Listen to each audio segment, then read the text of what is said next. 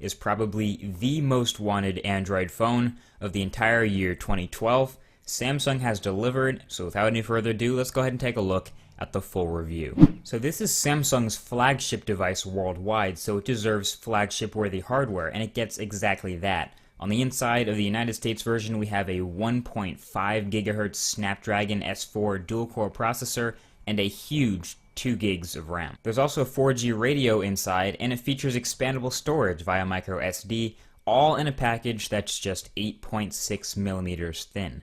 Top off all the spec sheet stuff, which is actually detailed here on the back of the boxes. You get software-wise Android 4.0.4 Ice Cream Sandwich with the latest version of Samsung's TouchWiz UX on top, and we have some things to say about that too.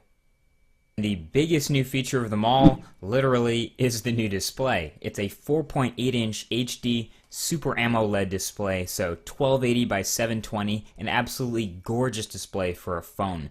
Is it Pentile? Yes, but can you tell? Nope. I mean, this is a crystal clear, super high contrast display with amazing responsiveness thanks to what's underneath. A lot of people toss around the word Pentile as if that means instant death to a display, but it's honestly, you really can't tell unless you're looking at a much lower resolution of a Pentile display. First thing you notice when you're playing around with the Galaxy S3 is what I like to call fluidity, the smoothness of the user interface. When you're flying around TouchWiz, it's literally unmatched by any other Android phone. I've been playing with the One X for a while, the Galaxy Nexus for a while, but these animations here all execute at perfectly high frame rates, and that's not something I can say for every other Android device, and it just adds to that fluid experience. There's not a stutter anywhere. And this is the one reason why if I had to pick an Android skin over pure Android, it would be TouchWiz. I mean, it's the fastest, it's the lightest of them all.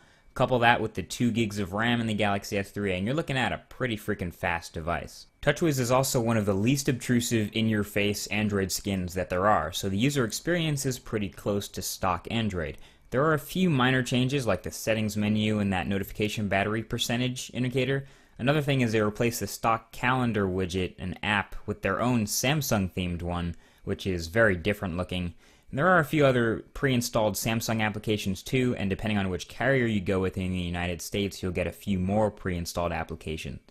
One thing that I actually found a little bit annoying is that the toggles in the notification area, while they are really handy, and I'm glad that they're there, the slide-in animation that happens every time I pull down the notification tray, like, is that really necessary? The Wi-Fi toggle is all the way on the left, and it slides in from the left, so that prevents me from being able to immediately toggle Wi-Fi, like, right when I pull it down. So it's just a little bit annoying, maybe just a minor complaint, I suppose, but something definitely worth mentioning. The toggles themselves are pretty much all really useful, and I'm really glad that they're part of TouchWiz. Definitely one of my favorite features. Now, that 3-button layout at the bottom, some people love it, some people really hate it, actually. Some people don't like the home button that's physical at all. Honestly, it really grew on me though, actually. After about 5 days of using the phone, I kind of like it. The soft buttons disappear when they're not in use. You know, they perform legacy functions, but they aren't there when you don't need them, so that's pretty cool. And you can access the multitasking still by long pressing that home button. So honestly, if you play with it and you don't like it at all, give it some time. You might actually find that you like it in the end. I like the lock screen though, which gives you the option to drag in apps to open them immediately, and it gives you the ability to pick which apps you have here. Nice touch. I always like the ability to open the camera quickly. And speaking of camera, the Galaxy S3 has an amazing camera. It blows the Galaxy Nexus's camera out of the water and impressed me more than the One X's shooter. I like saying shooter. But it's an 8 megapixel shooter on the back, it takes 1080p video, it has sharp autofocus, it performs well in low light, which is great. It takes stunning pictures for a phone and is totally capable of replacing your point and shoot. Okay, you hear that? You no longer need to bring another camera on vacation or something. You can literally just bring your phone. I'm really happy it's gotten to this level of quality. The quality is great. The pictures and the features are aplenty, and it's fast. It's really fast. There's a burst mode which can take like 20 pictures in a couple of seconds. It's awesome. Very easy to use. Also up front, there's a 1.9 megapixel front-facing camera for stuff like Google Plus Hangouts and Skype and Face Unlock. Nice. So is it a worthy flagship from Samsung? It really is. It's got the internals to support everything you throw at it, from gaming to everyday use or to just heavy applications. The battery life you get out of this is more than acceptable. Again, miles better than the Galaxy Nexus. You can get all day out of this guy easily.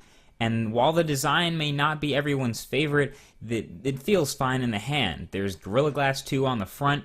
The device itself is very thin, no need for a screen protector with that Gorilla Glass, and the removable back gives you access to the internals, the 2100 mAh battery, the SIM card, the SD card,